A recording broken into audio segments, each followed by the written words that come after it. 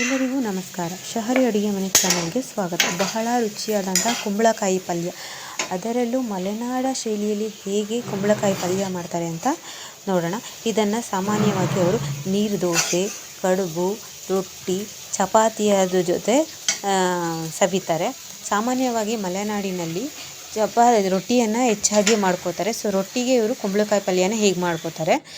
ಮೊದಲು ಒಂದು ಪ್ಯಾನ್ ಇಟ್ಕೊಳ್ಳೋಣ. ಅದಕ್ಕೆ 7 ರಿಂದ 8 ಟೀ ಸ್ಪೂನ್ ಆಯಿಲನ್ನು ಹಾಕ್ಕೊಳ್ಳೋಣ. ಇಲ್ಲಿ ಸ್ವಲ್ಪ ಜಾಸ್ತಿನೇ ಹಾಕ್ಕೊಳ್ಳೋಣ, ಯಾಕೆಂದರೆ ಕುಂಬಳಕಾಯಿಗೆ ಜಾಸ್ತಿ ಎಣ್ಣೆ ಇದ್ದಷ್ಟು ಟೇಸ್ಟು ತುಂಬ ಚೆನ್ನಾಗಿ ಬರುತ್ತೆ. ನೋಡಿ, ಈಗ ಎಣ್ಣೆ ಕಾದಿದೆ. ಅದಕ್ಕೆ ಸಾಸಿವೆ,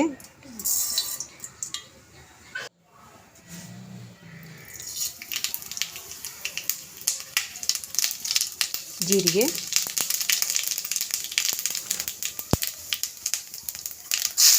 ಒಂದು ಬೆಳ್ಳುಳ್ಳಿ, 2 ಒಣಮೆಣಸಿನಕಾಯಿ ಹಾಕಿ ಚೆನ್ನಾಗಿ ಕಡಿಮೆ ಉರಿಯಲ್ಲಿ ಅರ್ಧ ನಿಮಿಷ ಫ್ರೈ ಮಾಡ್ಕೊಳ್ಳೋಣ. ಈಗ ದಪ್ಪದಾಗಿ ಹೆಚ್ಚಿಕೊಂಡಂತಹ ಕುಂಬಳಕಾಯಿಯನ್ನು ಹಾಕೊಳ್ಳೋಣ. ಇಲ್ಲಿ ಯಾವುದೇ ಕಾರಣಕ್ಕೂ ಸ್ಮಾಲಾಗಿ ಹೆಚ್ಕೋಬೇಡಿ. ಸ್ಮಾಲಾಗಿ ಹೆಚ್ಕೊಂಡಾಗ ಏನಾಗುತ್ತೆ ಅಂದರೆ ಅದು ಮಾಮೂಲಿ ಪಲ್ಯ ಆದಂಗೆ ಆಗಿಬಿಡುತ್ತೆ. ಈ ಥರ ದಪ್ಪದಾಗಿ ಹೆಚ್ಕೊಳ್ಳೋದ್ರಿಂದ ಪಲ್ಯ ಇದು ತುಂಬ ಚೆನ್ನಾಗಿರುತ್ತೆ. ಮತ್ತು ನಿಮಗೆ ರೊಟ್ಟಿಗೆ ತುಂಬ ಚೆನ್ನಾಗಿ ಕಾಂಬಿನೇಷನ್ ಬರುತ್ತೆ. ರೊಟ್ಟಿಗೆ ನೀಟಾಗಿ ತಿನ್ನೋದಕ್ಕೆ ತುಂಬ ಚೆನ್ನಾಗಿರುತ್ತೆ. ಅಲ್ಲದೆ ಇದನ್ನು ಊಟಕ್ಕೆ ನಾವು ಒಂದು ಪಲ್ಯ ಥರ ಕೂಡ ಯೂಸ್ ಮಾಡ್ಕೊಬೋದು. ಈ ಥರ ದಪ್ಪ ಇದ್ದರೆ ಅರ್ಧ ನಿಮಿಷಗಳ ಕಾಲ ಚೆನ್ನಾಗಿ ಫ್ರೈ ಮಾಡ್ಕೊಳ್ಳಿ. ಮತ್ತು ಇದಕ್ಕೆ ಚೆನ್ನಾಗಿ ಎಲ್ಲ ಮಸಾಲೆಗಳು ಸೇರೋ ರೀತಿ ಚೆನ್ನಾಗಿ ಮಿಕ್ಸ್ ಮಾಡ್ಕೊಳ್ಳಿ. ನಂತರ ಒಂದು ಮುಚ್ಚೋಣ. ನಾನಿಲ್ಲಿ ಮರೆತುಬಿಟ್ಟಿದ್ದೆ ಕರಿಬೇವನ್ನು ಹಾಕೋದನ್ನು. ಸೊ ಕರಿಬೇವನ್ನು ಕೊನೆಯಲ್ಲೇ ಹಾಕ್ತಾಯಿದ್ದೀನಿ. ನೋಡಿ, ಈಗ ಚೆನ್ನಾಗಿ ಮಿಕ್ಸ್ ಮಾಡ್ಕೊಳ್ಳಿ. ಚೆನ್ನಾಗಿ ಬೇಯ್ತಾ ಇದೆ ನೋಡಿ. ಎಲ್ಲದಕ್ಕೂ ಕೂಡ ಎಣ್ಣೆ ಮತ್ತು ನಾವು ಹಾಕಿದ್ದಂತಹ ಮಸಾಲೆ ಪದಾರ್ಥಗಳೆಲ್ಲ ಕುಂಬಳಕಾಯಿಗೆ ಚೆನ್ನಾಗಿ ಇಟ್ಕೋತಾ ಇದೆ. ಮತ್ತೆ ಒಂದು 5 ನಿಮಿಷಗಳ ಕಾಲ ಮುಚ್ಚಿ ಬೇಯಿಸ್ಕೊಳ್ಳೋಣ. ಪದೇ ನೀವು ಮುಚ್ಚಳನ ತೆಗೆದು ಈ ರೀತಿ ಕೈ ಆಡಿಸೋದ್ರಿಂದ ಕೆಳಗಡೆ ತಳ ಹತ್ತಲ್ಲ. ಹಾಗಾಗಿ ಪದೇ ನೀವು ಮುಚ್ಚಳನ ತೆಗೆದು ಒಂದು 5 ಸೆಕೆಂಡ್ ನಂತರ ಈ ರೀತಿ ಕೈ ಆಡಿಸ್ತೀರಿ. ನೋಡಿ, ಈಗ ಅರಿಶಿನದ ಪುಡಿ ಹಾಕ್ಕೊಂಡಿದ್ದೀನಿ.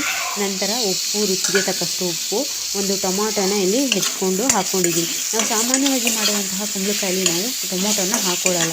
ಸೊ ಈ ಮಲೆನಾಡ ಶೈಲಿಯಲ್ಲಿ ಏನು ಮಾಡ್ತಾರೆ ಅಂದರೆ ಅವರು ಈರುಳ್ಳಿನ ಸ್ಕಿಪ್ ಮಾಡ್ತಾರೆ. ಈರುಳ್ಳಿನ ಸ್ಕಿಪ್ ಮಾಡಿ ಅವರು ಈ ರೀತಿ ಟೊಮೊಟೊನ ಯೂಸ್ ಮಾಡ್ತಾರೆ. ಸೊ ಈಗ ಚೆನ್ನಾಗಿ ಈ ರೀತಿ ಮಿಕ್ಸ್ ಮಾಡಿಕೊಂಡು ಫ್ರೈ ಮಾಡ್ಕೊಳ್ಳಿ. ಈಗ ಒಂದು ಮುಚ್ಚಳನ ಮುಚ್ಚಿ ಒಂದು 5 ನಿಮಿಷಗಳ ಕಾಲ ಬೇಯಿಸಿ. ನೋಡಿ, ಈಗ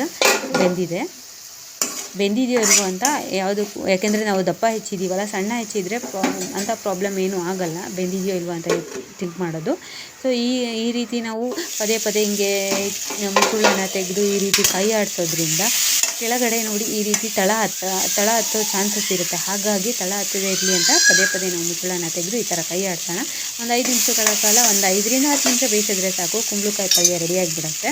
ಈ ರೀತಿ ಬೇಯಿಸ್ಕೊಂಡು ನೋಡಿ, ಒಂದನ್ನು ನಾನು ಚೆಕ್ ಮಾಡಿದೆ. ಆ ರೀತಿ ಚೆಕ್ ಮಾಡ್ಕೊಳ್ಳಿ. ಚೆಕ್ ಮಾಡಿದ ತಕ್ಷಣ ಬೆಂದಿದೆ ಅಂತ ನಮಗೆ ಗೊತ್ತಾಗುತ್ತೆ. ಸೊ ಆವಾಗ ಒಂದು 5 ನಿಮಿಷಗಳ ಕಾಲ ಮುಚ್ಚಿಟ್ಕೊಳ್ಳಿ. ನೋಡಿ, ಬಿಸಿಯಾದಂತಹ ಕುಂಬಳಕಾಯಿ ಪಲ್ಯ ತಿನ್ನಲು ರೆಡಿ. ಇದನ್ನು ನಾವು ಚಪಾತಿ, ರೊಟ್ಟಿ, ನೀರು ದೋಸೆ ಅಥವಾ ಊಟಕ್ಕೆ ನಾವು ಒಂದು ಪಲ್ಯವಾಗಿ ಇದನ್ನು ನಾವು ಯೂಸ್ ಮಾಡ್ಕೋಬೋದು.